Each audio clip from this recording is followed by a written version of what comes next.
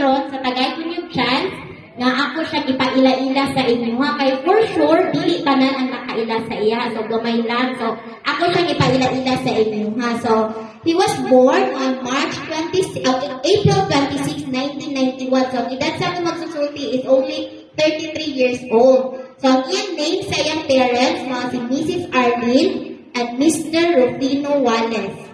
Ang iyang magsuot, tulo sila ka magsuot, tapos, ikaduha ang atong magsusultiron. So, gigan sila sa Silago, Southern Leyte. He studied Bachelor of Arts in Theology at Mountain View College and graduated in the year 2012, October 2012. So, na-assign siya din sa Kawayan District. So, ang Kawayan District is muna ang sabang Almeria, basta damo ka church ang iya na-handle. I think 20, more than 20 ba, Pastor Mondo? Or 18? Okay, 18 churches ang na-handle niya sa Kawayan District.